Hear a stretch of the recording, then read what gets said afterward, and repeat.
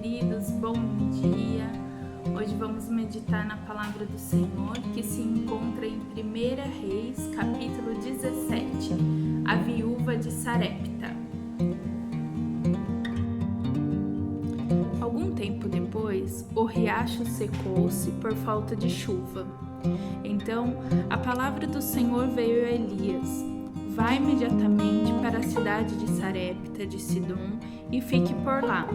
Ordenei a uma viúva daquele lugar que lhe forneça comida. E ele foi. Quando chegou à porta da cidade, encontrou uma viúva que estava colhendo gravetos. Ele a chamou e perguntou: Pode me trazer um pouco de água numa jarra para eu beber? Enquanto ela ia buscar água, ele gritou: Por favor, traga também um pedaço de pão. Mas ela respondeu: Juro pelo nome do Senhor, o teu Deus, que não tenho nenhum pedaço de pão, só um punhado de farinha num jarro e um pouco de azeite numa botija. Estou colhendo uns 2 gravetos para levar para casa e preparar uma refeição para mim e para o meu filho, para que comamos e depois morramos. Elias, porém, lhe disse: Não tenha medo. Vá para casa e faça o que eu disse, mas primeiro faça um pequeno bolo com o que você tem e traga para mim, e depois faça algo para você e para o seu filho. Pois assim diz o Senhor, o Deus de Israel: a farinha da vasilha não se acabará, e o azeite na botija não se secará até o dia em que o Senhor fizer chover sobre a terra. Ela foi e fez conforme Elias lhe dissera. E aconteceu que a comida durou muito tempo para Elias e para a mulher e sua família, pois a farinha na vasilha não se acabou e o azeite na botija não se secou, conforme a palavra do Senhor proferida por Elias. Algum tempo depois, o filho da mulher, dona da casa, ficou doente. Foi piorando e finalmente parou de respirar. E a mulher reclamou a Elias: Que foi que eu te fiz, homem de Deus? Vieste para lembrar-me do meu pecado e matar o meu filho? Dê-me o seu filho, respondeu Elias. Ele o apanhou dos braços dela, levou-o para o quarto de cima, onde estava hospedado, e o pôs na cama. Então clamou ao Senhor: Ó Senhor, meu Deus, trouxeste também desgraça sobre esta viúva com quem estou hospedado, fazendo morrer o seu filho? Então ele se deitou sobre o menino 3 vezes e clamou ao Senhor: Ó Senhor, meu Deus, faze voltar a vida a este menino. O Senhor ouviu o clamor de Elias e a vida voltou ao menino, e ele viveu. Então Elias levou o menino para baixo, entregou-o à mãe e disse: Veja, seu filho está vivo. Então a mulher disse a Elias: Agora sei que tu és um homem de Deus e que a palavra do Senhor vinda da tua boca é a verdade. Nessa passagem que lemos, vemos que Deus envia o profeta Elias à cidade de Sarepta, de Sidom. Essa cidade, ela adorava a Deus Baal, a um Deus mau que pedia até os filhos dessas pessoas em sacrifício. A Bíblia não diz, mas provavelmente essa viúva era uma adoradora de Baal. E Deus envia o profeta Elias a ela, na casa dela. E nessa passagem a gente vê que essa viúva esperava a morte. Ela não tinha nada, ela só tinha um pouco de azeite e um pouco de farinha. Ela ia estar pegando alguns gravetos, ia fazer a última refeição para ela e seu filho, e depois ela ia esperar a morte.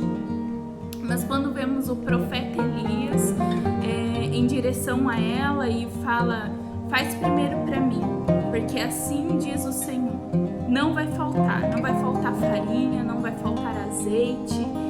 E ela, ao receber essa palavra do profeta Elias, a Bíblia não diz, mas eu creio que essa viúva já conhecia o profeta Elias, já sabia que eles estavam passando por aquela seca, porque Deus tinha usado, a boca do profeta ali naquele momento, e o profeta trouxe juízo sobre o povo de Israel.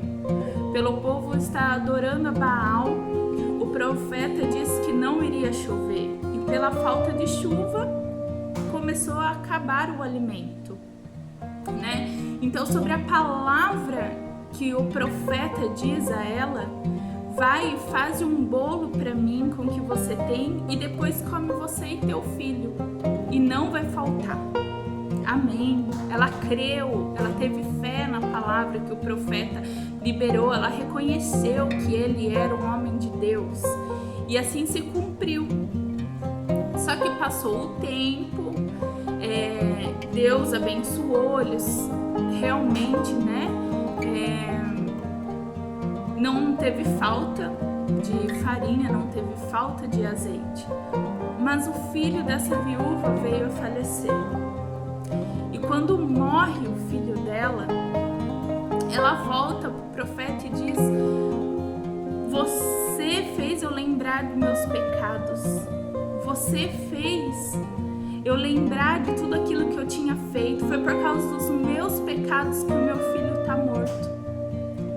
Então o profeta, ele pega esse menino, leva para o quarto e ali ele clama ao Senhor. Ele não entende o que o Senhor está fazendo naquele momento, por que o Senhor matou aquele menino, mas o profeta começa a orar a Deus, começa a dizer: Deus, volta a vida desse menino, Senhor, ressuscita esse menino.